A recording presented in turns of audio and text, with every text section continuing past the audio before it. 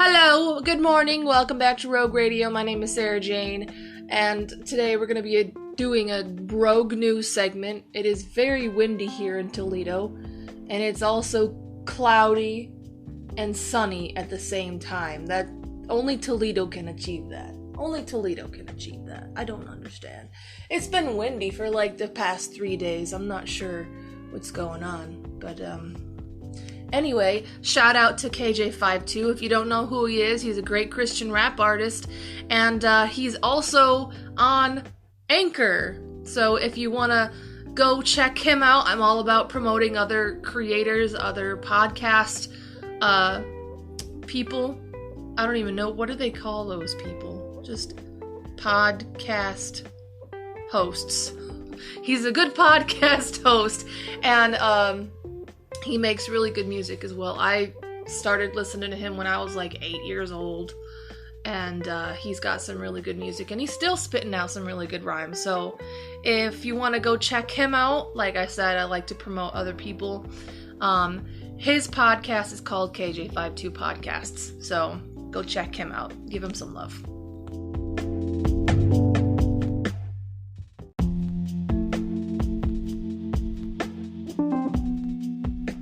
Every topic that I talk about on Rogue News, I get from the internet. So make sure that you do your own research and make up your own mind. I will never say that anything that I say on my news segments are fact. They're not solid facts. They come from the internet. They can be true or they can be false. I leave it up to my listeners to make up their own mind what is true to them.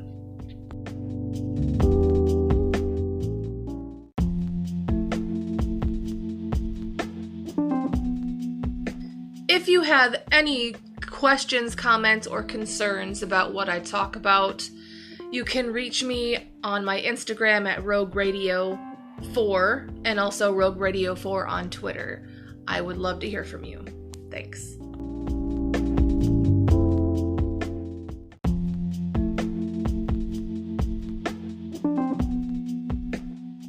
First off is Scotland banning Bibles. Now, this is something that I typically don't necessarily talk about, and I need to start talking about it more as far as like spiritual things go, because I am a Christian woman and I need to be talking about this as a Christian, and I need to start talking about it more. I need to start showing my faith a whole lot more. And this was one of the first news segments that I found, and I really wanted to talk about it because, one, Scotland is one of my main listeners in the United Kingdom, and I wanted to cover it. So Edinburgh canceled a booking of a Christian conference because of a key speaker. His name is Larry Scottsdale, who firmly disagrees with gay marriage. So I think everybody in the LGBT community, or anybody who is on the left, or anybody who is for gay marriage, knows that mainly Christians do disagree with gay marriage. I don't think that's news to anybody.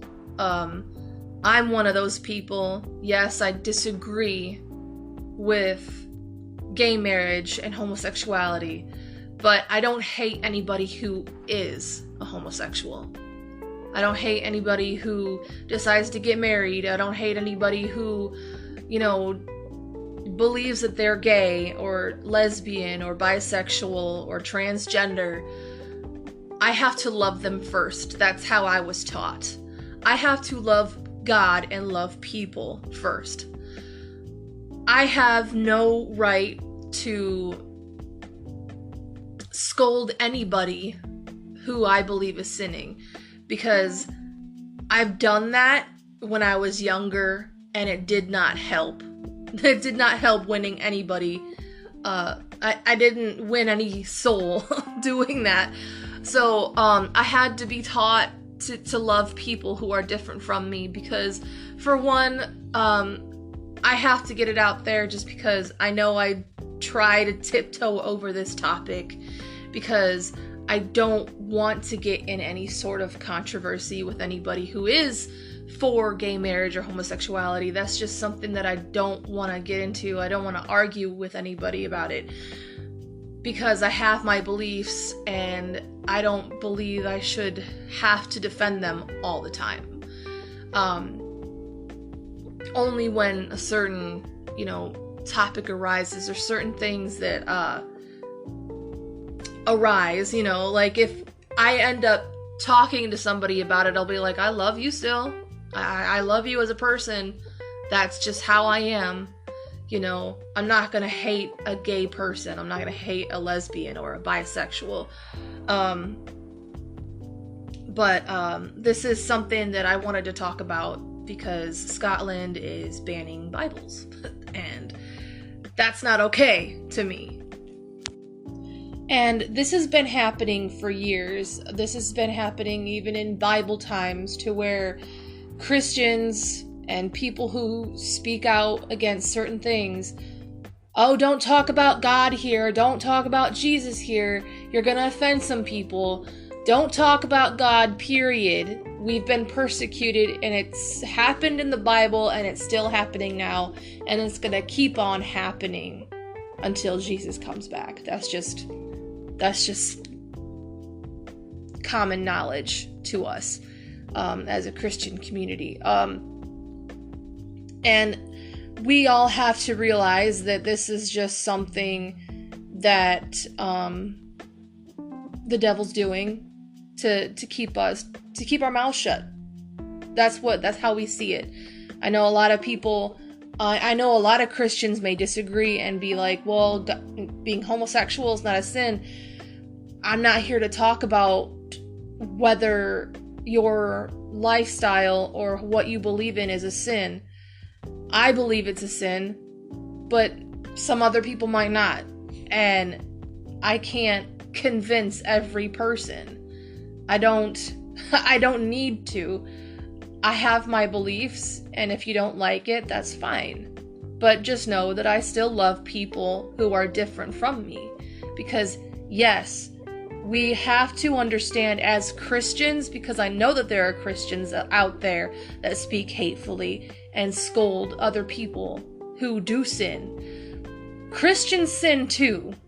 We're not perfect. There are tons of people out there that refuse to be Christian who have grown up in church because of how perfect certain Christians and certain people act. Like, oh, Christians are perfect, we don't sin. But it's not true. We do sin, and I'll be the first one to say that I sin. For those of you who are regular listeners, I curse like a sailor sometimes. That's something that I do because I get very passionate about what I'm talking about, and yes, I use the wrong words. It is something that I've got to work on. But yes, that's my way of sinning. That's something that I will always say. I will be the first person to say I am not perfect. But there are a lot of people that have been turned away by the church and by certain Christians because they speak hatefully. They scold people when they should be the first person to say, I'm not perfect. A lot of Christians lack humility when it comes to stuff like this. And, yeah, we're not perfect either. And, there have been a lot of Christians that have said very hurtful things, calling certain, homosexuals slurs and all of that stuff. We should not do any of that. We should not be saying those things because that just gives other people the right to call us names. Because if we're doing it to them, what's the difference when they call us names? You know what I mean? So yeah, anyway, Larry Scottsdale is one of the speakers. There was a complaint that came to the city and they got locked out of the venue. and my notifications are going off. I'm really sorry. So this church is involved in the community and has been allowed to use the venue years before as well. And they don't necessarily know why this is happening to them all of a sudden. Because they've never had a problem with it until now. And so the church is trying to get a judicial order that they want to file, and if passed, it will change the churches in Edinburgh, so they will have, more rights as a community to do things freely. And I know that there are probably also COVID restrictions as well for them to gather, so that's something that we need to take into consideration here as well. So yeah. I know the churches have rights with the UN and the EU, and I know that there are some complications there as well. They can't apply an old precedent, because I guess there's certain precedents in Scotland for the church that are very old, and they can't necessarily apply old ones. They have to update it, I guess. So they're taking the city to court for this, and they're fighting for their right to gather in the conference and worship and express their love for Christ. And like I said, I don't hate anybody who is homosexual, but we all have to understand that just as much as, now homosexuals have rights to marry and be a homosexual or be transgender, bi, or whatever they decide to be, or whatever they believe that they are, we also have the right to speak as well. We Christians, yes, we're known to offend other people because we don't believe in certain things that other people do. We don't want to go with the status quo of believing that certain things are acceptable. That's just how we are. And we, as people, need to realize that everyone has the right to speak. Everyone, even if it's offensive. There are times when I have said that you have to be thankful, you have to be grateful that you get offended, because a lot of countries, if you were offended, they do not care. They will kill you. So, I don't know, be grateful that if you are offended, whether you're a Christian or a homosexual, be thankful that you have that right to feel offended. Because if you are offended in a certain country and you try to speak out, you could get killed. In America, in certain parts of the Europe, there isn't a lot of freedom in any other countries besides Canada, America, and in certain parts of Europe. And that's something that we need to understand, that if you decide to express yourself in a certain country, let's say in Saudi Arabia, if you're a woman and you take off your hijab, you will get beaten and stoned to death. There are certain parts in North Korea that if you're a Christian and you're found out, you get put into jail. Or you will die, depending. In China, if you're a Christian, you can't have a Bible. If you're a Christian, you will be beheaded. They have daily beheadings in the not the town square, but in the main Shanghai. They do this. They kill people. They behead people. And we don't hear about that. It's not okay for people to be homosexual in India. You're not allowed to convert from Hindu to Christian in India. There's both sides of the coin. There's certain Christians around the world that don't have rights. There's also homosexuals that don't have rights.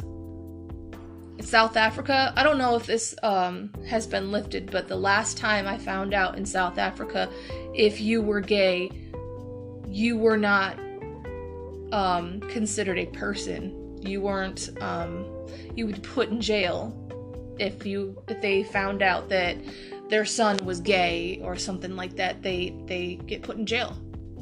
And I also don't think that's fair, but when I say be grateful when you're offended, it's because you have no real consequence when you're offended, when you speak out against something, when you talk about something. You're able to talk about it. And yeah, you might get somebody offended, but be grateful that that's the only thing that they're able to do is get mad. Because there's other people out there getting killed because they're Christians, or being killed because they're homosexuals. And that's not okay. Either side. But homosexuality is being taught to children, and it's been indoctrinated as well. And that's something that I have talked about. If you want to teach your kids about homosexuality, I believe it's the parents' job. I don't believe it's the school's job. I don't believe it's society's job to teach other kids that aren't theirs about homosexuality. That's just who I am. If I want to teach my kids about homosexuality, I'm going to sit them down and talk about it. I'm going to sit them down and tell them about it. That this is what certain people choose or believe that they are. And that's my responsibility as a parent, to talk about homosexuality to my kids. I don't want a TV telling them. I don't want a book telling them. I don't want the school system to be telling them about that. That's my responsibility. But yes, Scotland has a very big Christian history, and it's imperative to win this case to this church. And anybody who wants to help, they have a website. It's called DestinyGlasgow.com, and you can put donations there as well to help them out. And it is a large freedom of speech issue. This is something that, like I said, Christians have been, they've been faced with this many times. This isn't the first incident that has happened in history. Like I said, this has been happening from biblical times to now until Jesus comes back. This is something that Christians constantly have to fight for. It's to speak about Christ and to talk about Christ. And so yeah, like I said, DestinyGlasgow.com if you want to drop a donation. And the website will also be in the description for you as well if you want to visit it.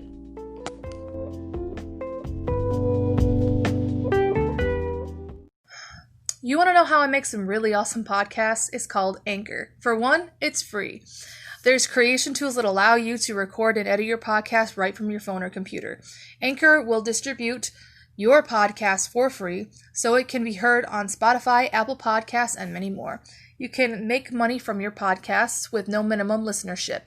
It is everything you need to make a podcast in one place.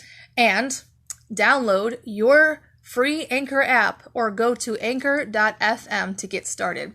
Who's going to join me? Come on, let's have some fun.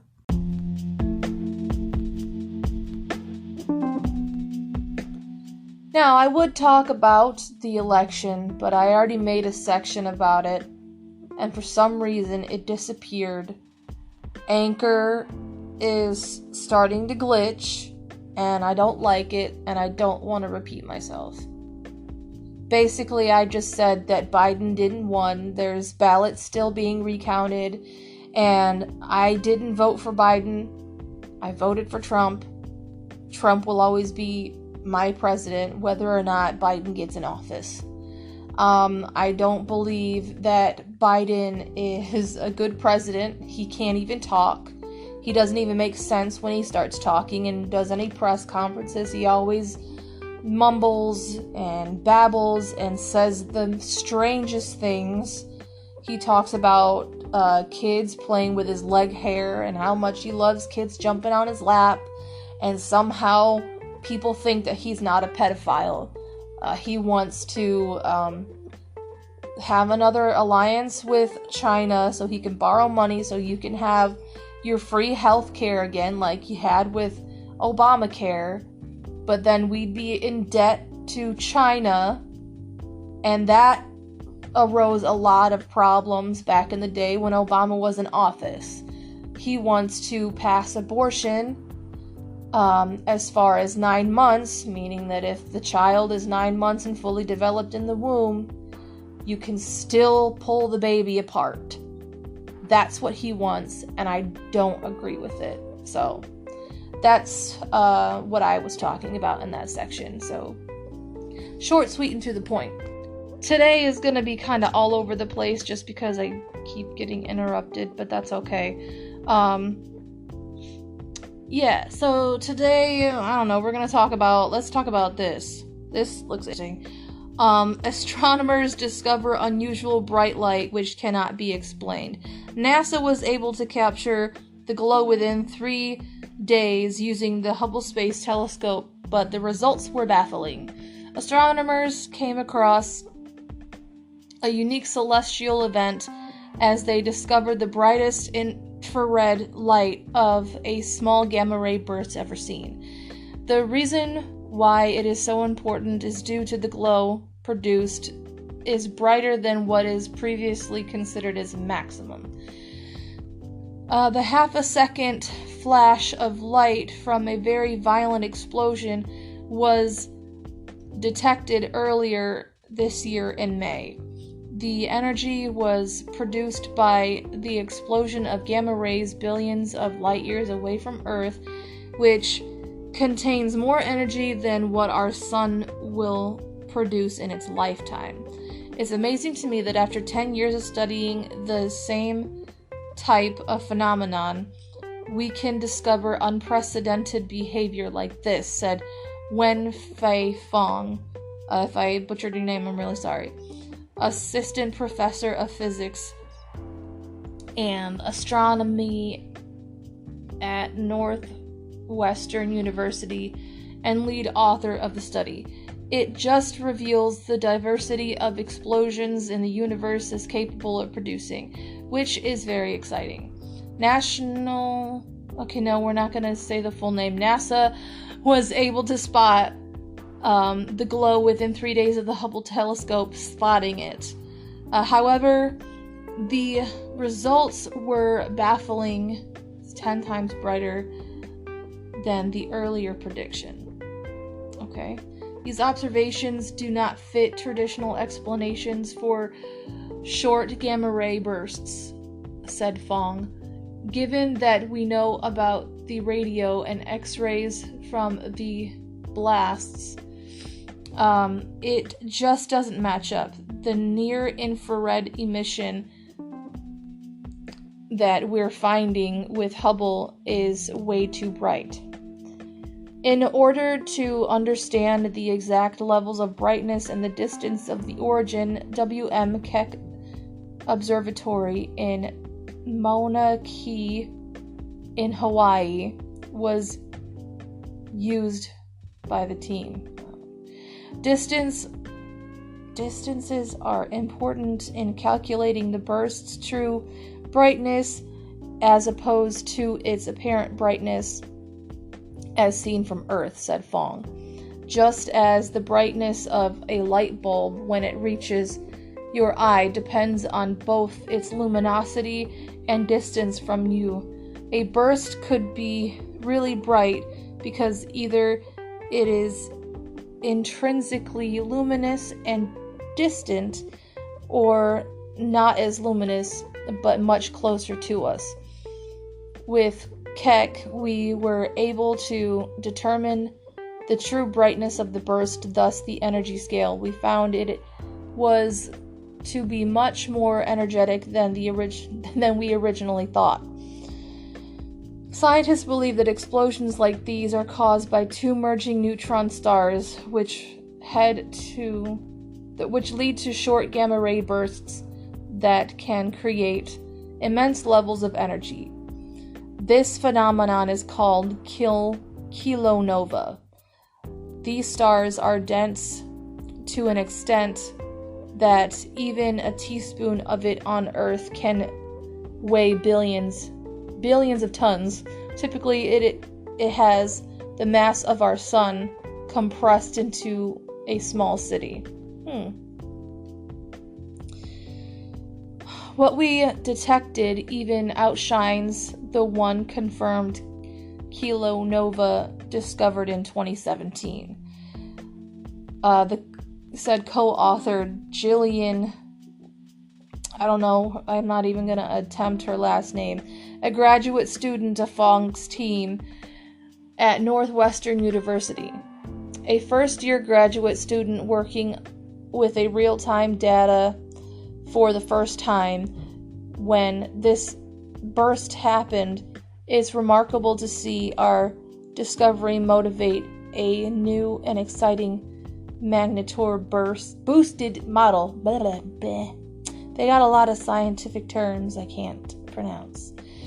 In the future, these events can be recorded better with NASA's upcoming James Webb Space Telescope that can help scientists determine them better. Yeah, that actually is kind of interesting. So, I mean, I have my own belief on what goes on in space. And no, it's not aliens. I don't believe in aliens. I don't believe in, the boogeyman. I don't believe in a lot of, things that people would believe up in space. I do believe that there are angels and demons that do live in space. I know that may sound strange, but it even says in the Bible that, the devil has principalities in the air. It's not just the air around us, it's the air all the way up there in space. And if the principalities can be in space, why can't heaven, But that's just how I, think about it. That's how I believe. Someone might actually have a different opinion about that. But no, I believe that a lot of activity is because God is doing it. Or the principalities are doing it. Just depends.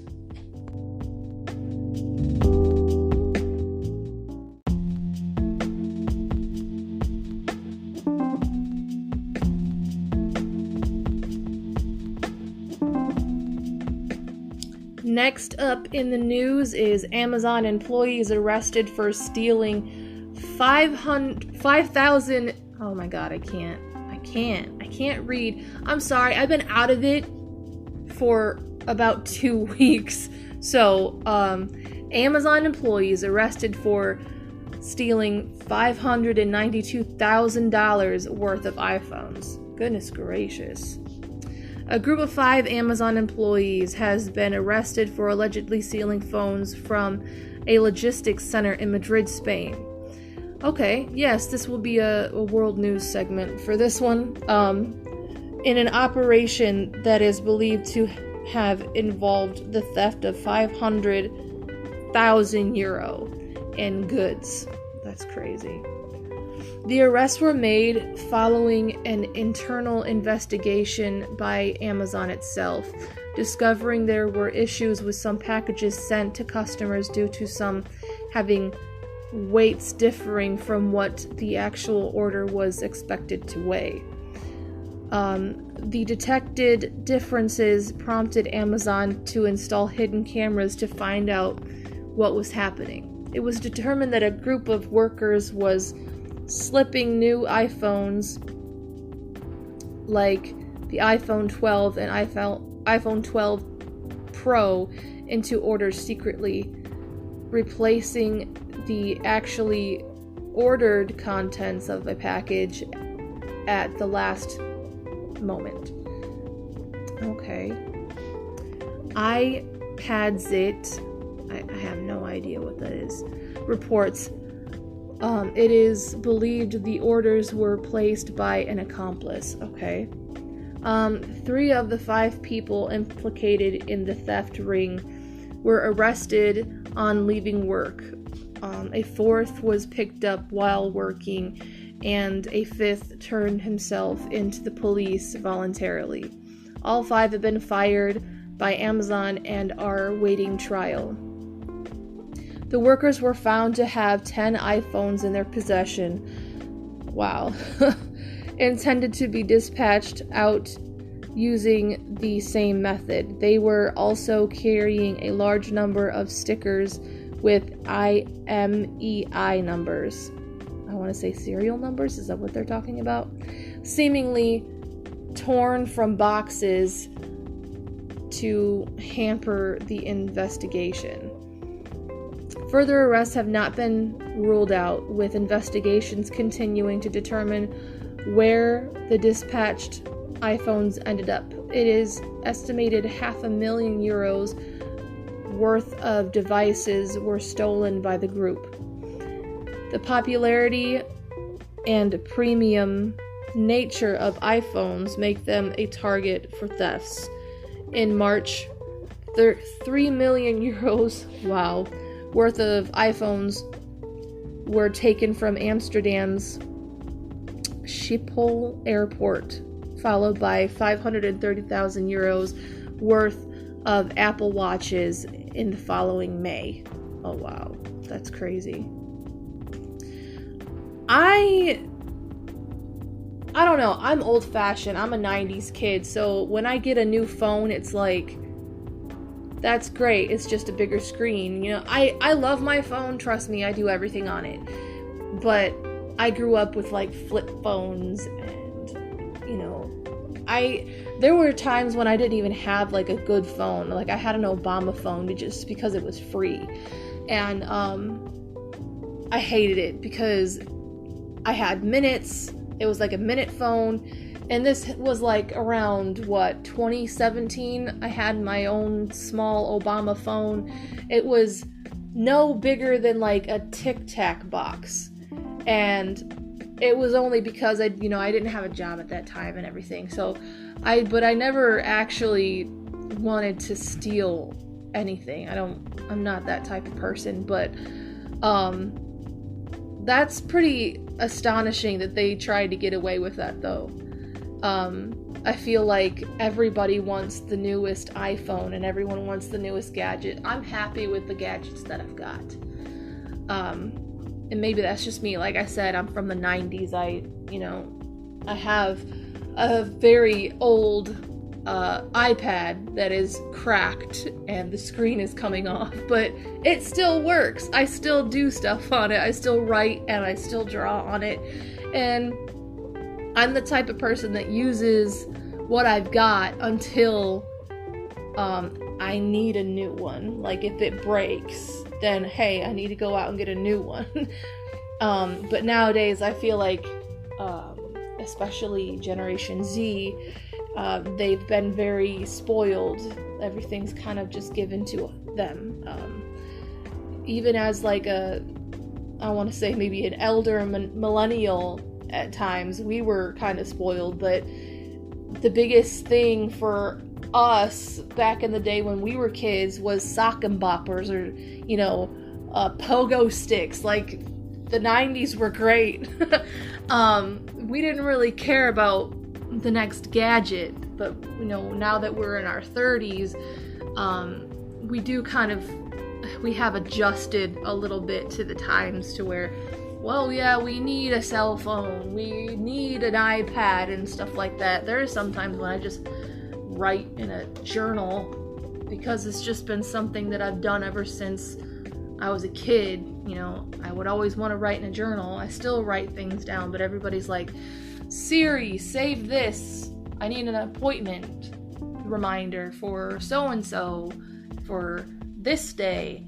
And I don't know, I'm just not like that. But everybody has been kind of driven to steal things that aren't theirs for a quick buck and for the newest trend.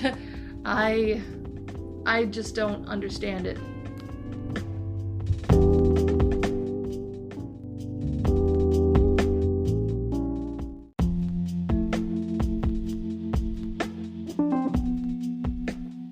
In other news, we have Finland's battery plans spark environmental fears. Let's see what this is about. This comes from physics.org, I guess. It says, lines of trucks carrying piles of rock crisscross Finland's rugged terraframe mine, which sits 300 kilometers or 186 miles below the Arctic Circle and is Europe's largest source of nickel and electric car batteries. Okay. At the immense 60 square kilometer site, the extracted stone is crushed, heaped into vast mounds and fed with oxygen and water through red hoses, okay, allowing the nickel along with some cobalt to gradually leach out. Even today, more than 50% of our turnover is coming from the electric vehicle value chain. Terraframe CEO Joni, Luca Roinen told AFP. Okay. Finland is the only EU country whose bedrock is known to contain all the major battery minerals, including cobalt and lithium, and the Nordic nation is drawing up plans to exploit these resources in order to become a major industry player. Okay. We don't hear a lot about Finland. We don't hear too much about Finland, Norway, or Sweden, or even Iceland at times, because I don't want to say they're quiet countries. They're not necessarily covered in the media that much. I think Finland is one of my listeners as well, so I'm kind of glad that I found this article that I can talk about it. Finland, I don't have much to say about Finland because, like I said, I don't know a lot about Finland. I'm still learning about it, but for them to try to be a big industry player as far as using the nickel and the lithium and stuff like that in their earth, that's a pretty big step for them, because they're, like I said, they're hardly in the news. They don't really they're not necessarily recognized that much in the media, so this is kind of new to learn about this. But yet the prospect of increasing mining is controversial, and sparsely populated Finland, whose vast forests, diverse wildlife, and pristine lakes are prized national assets. That's right, because even in Iceland, they love the land. They love the nature of, like, the different landscapes and the different, like, they prize the nature in Iceland and in Finland and Norway and Sweden, because they're different from everybody else's. Like, they said Finland has vast forests and diverse wildlife. So does Iceland. They have black sand beaches, they have hot springs, and they have interesting rock formations as well. So they want to preserve that as well, because it brings in tourism, it brings in a lot of people who want to see that as well. So as Europe looks to counter Asia's dominance in the fast-growing sector, Finland is one of the most active member states, vying for a share of the lucrative battery business. But competition between EU countries is fierce. Environmental minefield. Finland's government has promised 300 million euros in stimulus for battery industry this year, and 7 new excavation sites are among the commercial projects now underway to try to create a battery cluster. Mika Nikanen, if I butchered your name, I'm sorry, charged with drawing up the government's battery strategy. Jesus, why can't I talk today? Goodness gracious. Strategy, said the Nordic countries' approach will strongly be grounded in sustainability and Finland's climate policy goals. Okay, that's pretty good. So, from what I got from that, they're going to try to preserve the beautiful nature as well as excavating so that both sides will be happy. Because I know that there are going to be some people that might protest against mining for that, for those elements, but they still need to make some money with it. So, but campaigners are worried, okay, that expanding mining in Finland will destroy sensitive ecosystems. Exactly. That's what I just said. There's going to be some people that aren't for that. So you simply cannot produce these minerals in an environmentally friendly way. Campaigner Antti Lankinen told AFP. Standing in front of the towering pile of waste rock on the perimeter of Terraframe site in Sakamoto. Oh my god. I have no idea what's wrong with me, but it's Satkamo, central Finland. Sakamoto is somewhere else. I must be tired. I don't know. Lanikin has worked with the Finnish Association of Nature Conservation to try to force Terraframe to change how it stores and the waste rock, which it argues can cause acid runoff into the adjacent landscape of exposed rainwater. Oh, that's not good. That's gonna poison the wildlife. The mine's previous owners, Talvivara, were prosecuted after an ecological catastrophe. That's what that is. Okay. In 2012, uranium and other toxic materials leaked into local waterways. Oh Lord, that's not okay. However, Joni, CEO of they're the new owner of the Terraframe, okay, said there have been no environmental issues since his firm took over the mine 5 years ago. We do have environmental impacts, but those impacts are in line with our permits, he said. Elsewhere in Finland, campaigns have sprung up against the new extraction in Lapland and in Saimaa Lake District, a tourism hotspot known for their unique wildlife. So yes, like I said, there's going to be some people that are not for this. They want to preserve the wildlife because it is pretty unique up there, especially in like those Scandinavian countries, including Denmark and all of that stuff. So they will,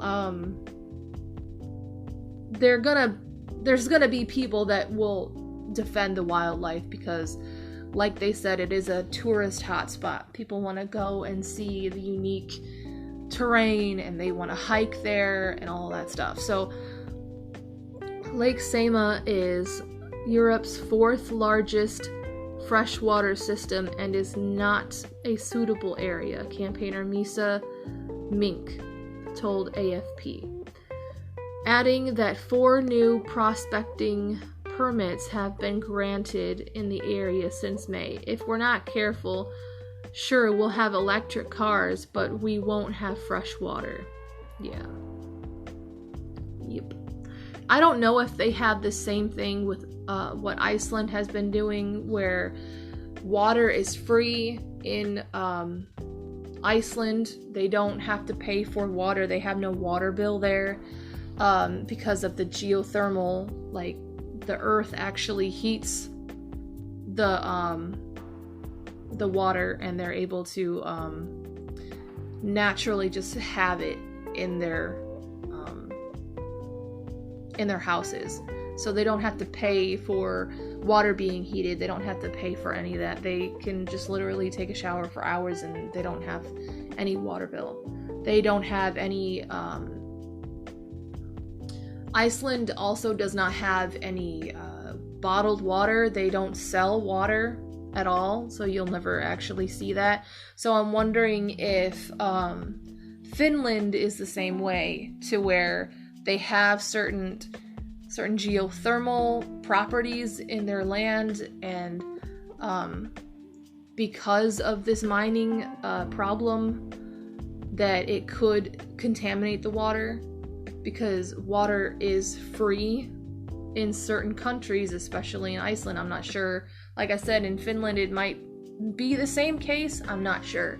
So if, like I said, if Finland has free water, just like Iceland does, they would actually have to start paying for the water to be filtered and cleaned because of the mining going on. But like I said, I don't know.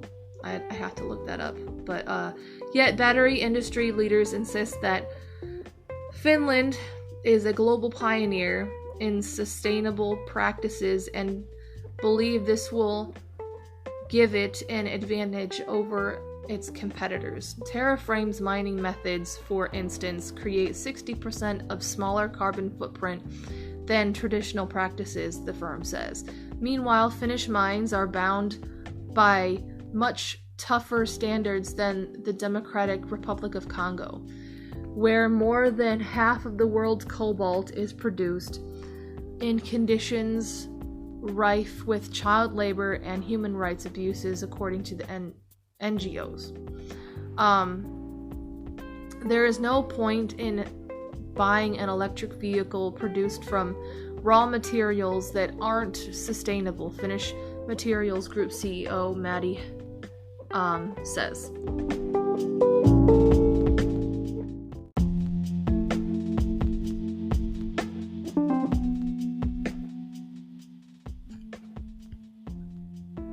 So, Terraframe will also open a 240 million euro refinery next year, producing enough nickel sulfate for 1 million electric vehicles and cobalt sulfate for 300,000 vehicles.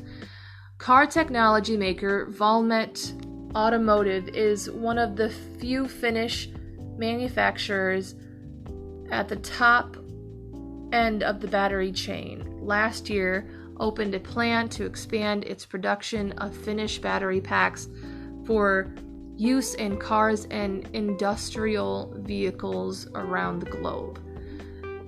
On its shiny factory floor, lines of robots controlled by technicians in blue overalls assemble and screw components with intricate precision into large black casings. Pretty much every car and every model has a unique battery. Jirki Nurmi, Senior Vice President for Electric Vehicle Systems, told AFP.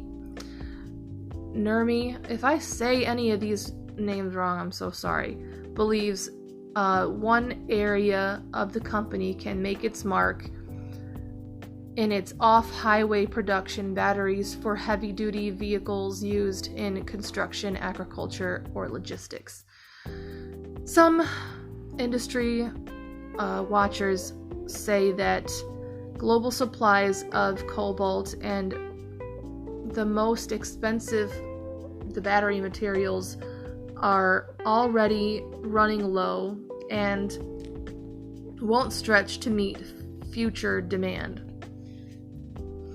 We need materials out of the ground, but in the future, I think a lot of our materials will come via recycling, Nurmi said, adding that he is optimistic that his industry will become increasingly sustainable. It will take time, he said, but it will change in the future. So there's a lot of controversy there with the production of the car batteries, especially when it comes to the agriculture being challenged as well in Finland. So I hope everything works out.